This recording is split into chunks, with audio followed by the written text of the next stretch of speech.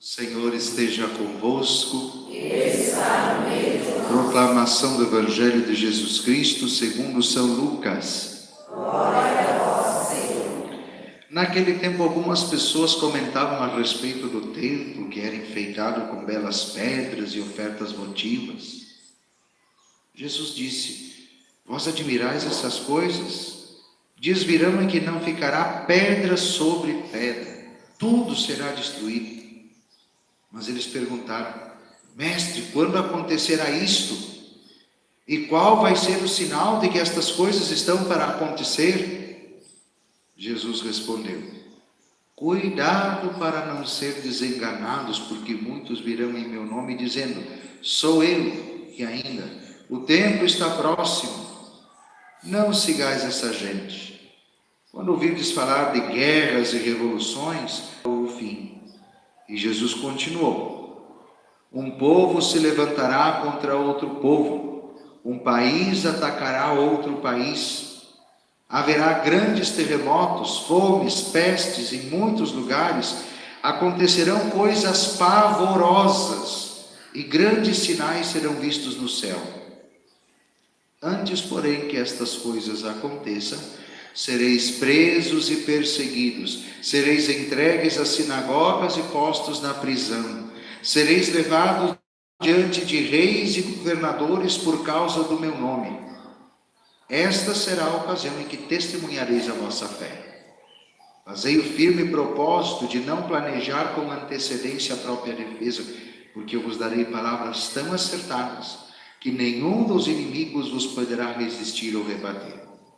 Sereis entregues até mesmo pelos próprios pais, irmãos, parentes e amigos. Eles matarão alguns de vós. Todos vos odiarão por causa do meu nome. Mas vós não perdereis um só fio de cabelo da vossa cabeça. É permanecendo firmes que ireis ganhar a vida. Palavra da salvação. Glória a vós, Senhor. Queridos irmãos e irmãs, estamos já indo para o final do nosso ano litúrgico. Dia 27 de novembro inicia o novo ano na liturgia. Domingo que vem nós celebramos festa de Cristo Rei, ou seja, depois de um ano celebrando os mistérios da vida de Cristo, a encarnação, paixão, morte e ressurreição e todo o seu ensinamento ao longo do tempo comum, nós agora nos encaminhamos para a solenidade de Cristo Rei, que coroa o ano litúrgico. E com esta chegada do final do ano litúrgico, a liturgia também nos apresenta o que Jesus mesmo nos fala, e também nos outros textos, sobre o fim dos tempos. Que para muitas pessoas o fim dos tempos é a catástrofe, é o fim de tudo, é um meteoro caindo na Terra, é uma guerra que destrói com a humanidade. Mas para nós, esse fim para o qual nós caminhamos e que nós devemos nos preparar é a vinda gloriosa de Cristo no fim dos tempos. Catástrofes, Jesus diz que vai acontecer, mas não é para se preocupar. Guerras, revoluções, perseguição, aqueles que professam a fé, normal. Mas não é para nós nos preocuparmos, porque nós estamos nos preparando para recebermos aquele que vem, recebermos Jesus, acolhermos. Eu só fico preocupado com uma coisa, que desde antes mesmo de eu ser padre, mas principalmente depois que eu sou padre, eu constatei isso mais ainda. Quando a gente fala da vinda gloriosa de Jesus no fim dos tempos, eu vejo na expressão das pessoas mas eu não sei disso. Ou a gente acha que isso é coisa dos adventistas do sétimo dia, que daí escreve lá na parada de ônibus: Jesus voltará. Mas isso é nosso. Nós rezamos no creio. Jesus subiu ao céu, está sentado à direita de Deus Pai Todo-Poderoso, de onde há de vir para julgar os vivos e os mortos. No final da prece eucarística, o padre diz, da consagração, o padre diz: eis o mistério da fé. Nós respondemos: anunciamos, Senhor, a vossa morte, proclamamos a vossa ressurreição. Vinde, Senhor Jesus.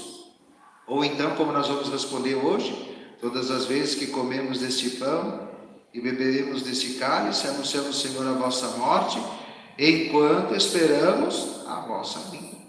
Ou seja, nós esperamos a vinda do Cristo.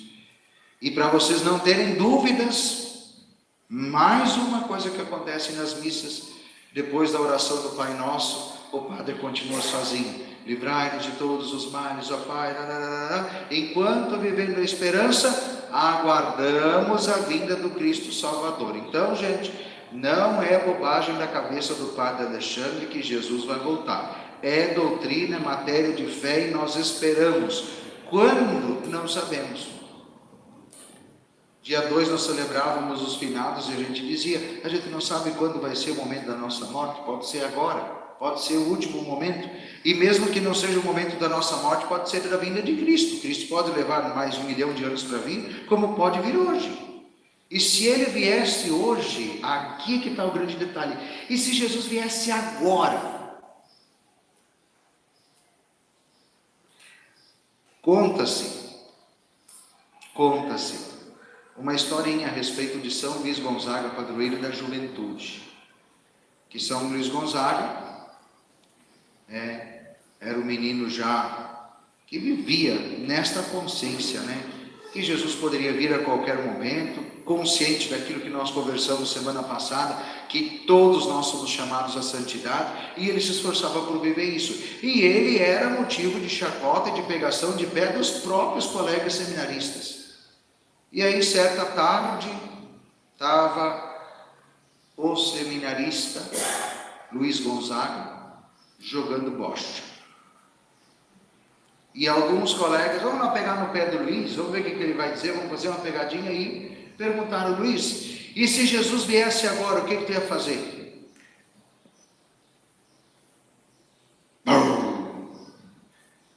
Eu ia continuar jogando bocha. Por quê? Na hora de rezar, Luís estava na capela de joelhos rezando. Na hora da missa estava celebrando. Na hora do estudo estava estudando. Na hora do trabalho, lá na roça, estava trabalhando. Na hora de lavar a louça com os colegas, estava lavando. Quando tinha que limpar o corredor do seminário, estava limpando. Quando tinha que preparar as coisas no coro da capela, estava fazendo. Ou seja, na hora do lazer, na hora da recreação, ele estava se divertindo. Então, e se Jesus viesse agora? Bom, vamos continuar rezando a missa. Que bom, Jesus, agora também planificar de uma vez por todas, nós vamos agora para o banquete eterno, para a missa que não termina mais, para a presença eterna de Deus junto da gente, e nós junto dele. Mas agora, se a gente pensar assim, pensando que Jesus pode vir agora, e de repente vem um sentimento na gente, mas eu deveria fazer isso, eu deveria fazer aquilo, mas eu deveria ter falado aquilo que eu não falei. Então, meu irmão, se tu teve este sentimento em pensar que Jesus pode vir agora e tem alguma coisa que tu deveria fazer ou que tu não fez, ou não disse, ou não pensou, ou não sentiu, então não perde tempo. Quando nós dermos o ide em paz, o Senhor vos acompanha, a primeira coisa que tu tem que fazer é isso. Vai lá falar com quem tu tem que falar, vai lá pedir perdão, vai lá perdoar, vai lá dizer que ama, vai lá fazer o que tu tem que fazer, vai lá fazer e pensar e mudar e converter na tua vida aquilo que precisa ser convertido já, porque pode ser que Jesus venha, e isso não pode esperar. Nós temos que viver de tal maneira a nossa relação com Deus, que a possibilidade da vinda de Cristo pode até gerar um certo medo, porque nós tememos aquilo que nós não sabemos, mas não pode ser um temor que faça a gente querer, não, eu não quero que Cristo venha. Não, nós devemos desejar a vinda de Cristo, porque a vinda de Cristo vai trazer para nós a plenitude da vida, o fim dos sofrimentos, a vida plena e eterna, para todos nós que estamos vivos e para aqueles que já morreram também. Então, nós não podemos olhar para a vinda de Cristo como uma catástrofe, mas temos que olhar para a vinda de Cristo como a grande vinda do nosso Salvador, que vem nos trazer aquilo pelo qual nós lutamos dia a dia no cotidiano de nossas vidas. Em todas as nossas vivências, nos nossos relacionamentos, no nosso trabalho, na nossa vivência cotidiana. Volto a dizer aquilo que já disse finados e depois domingo passado. O grande segredo é nós andarmos de mãos dadas com Jesus. Porque a misericórdia de Deus é imensa, mas ela tem um limite, a nossa liberdade. Deus não vai nos arrastar para o céu. Deus não vai nos pegar pelos cabelos, pela roupa, pela orelha, pelo braço, laçar nossa perna e pendurar e arrastar para o céu. Não, nós temos que aceitar a proposta de Jesus. Portanto, Jesus mesmo é que dá a receita no final do Evangelho. É sendo firmes que ireis ganhar a vida. Ou seja, darmos a mão para Jesus e caminharmos em direção àquilo que Jesus nos conduz. Ele é o próprio caminho, Ele é que nos conduz, Ele é a vida. Portanto, a gente não precisa ter medo de perder a vida se nós estamos de mãos dadas com Jesus.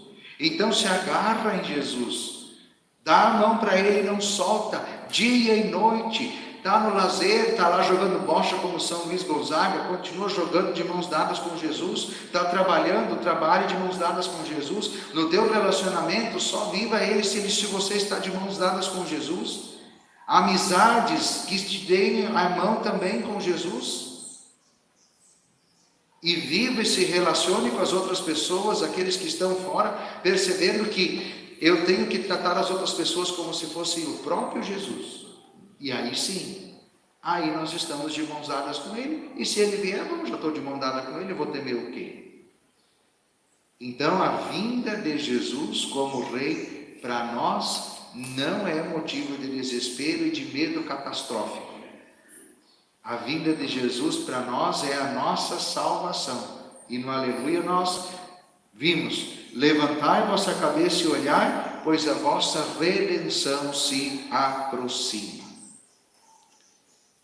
E claro, Jesus vem como Rei. Nós conhecemos o rosto misericordioso de Cristo. Ele nos mostrou esse rosto misericordioso. Mas Deus também, além de misericordioso, Ele é justo. E por isso eu propus, ao longo das missas deste final de semana, algo que eu proponho para vocês e nós encerramos aqui. Quando chegarem em casa hoje, pegue aquele celular que está dentro do bolso, que nunca larga a gente, né? Vai lá no Google Imagens e digita assim: Pantocrator. Pantocrator. Depois eu posso até botar no grupo da paróquia para vocês saberem. Procurem. E aí vocês peguem aquela imagem, botam aquela, copia a tela toda. Se quiser botar no computador, ou quem tem televisão que dá para espelhar o celular, espelha lá. E aí pega uma folhinha e coloca na metade do rosto de Jesus. Depois pega e coloca na outra metade. Você vai perceber que um lado do rosto de Jesus tem um olhar terno, sereno, suave. Parece até que ele está rindo. No outro lado, nós vamos enxergar um rosto sério. E quando a gente olha assim, nem percebe, né? Mas quando tu coloca a folhinha, tu imagina os dois lados iguais, aí você vai perceber. Então, é o Cristo que é justo, que é misericordioso. Mas, se nós olhamos para o Cristo justo, diante de Deus ninguém se justifica. Ah, mas eu não fiz, eu não vivi por isso, por não. Ninguém tem justificativa diante de Deus. Ninguém consegue justificar-se diante de Deus. Por quê? Porque o próprio Cristo sacrificou-se até o último instante pela nossa salvação, sem nós merecermos. Então, diante de Deus ninguém se justifica. Então, como é que nós podemos alcançar a presença de Deus? Pela misericórdia. Diante da misericórdia nós temos lugar, porque daí diante da misericórdia ninguém vai dizer: ah, eu pequei, eu errei por causa do fulano, do beltrano, por causa de tal circunstância. Não, Jesus, eu errei. Eu queria acertar, eu tentei acertar, mas eu errei. Eu sei que os meus irmãos têm pecados, mas eu estou falando dos meus. Eu não consigo ser aquilo que é o teu projeto. Por isso eu preciso da tua misericórdia, para que eu possa ser aquilo que tu queres que eu seja. Ou seja, se nós soubermos viver confiando nossa vida à misericórdia, nós não vamos precisar enfrentar a justiça divina. Porque diante da justiça ninguém se justifica, mas diante da misericórdia todos têm lugar. Por isso, temos toda a nossa vida para optarmos pela misericórdia, para sermos abraçados pela misericórdia. Por isso, se tem algo que eu preciso mudar na minha vida, é hoje, não deixa para amanhã. Porque, como nós vimos dia 2, eu posso morrer essa noite. E não só isso, mesmo que eu não morra, Jesus pode voltar.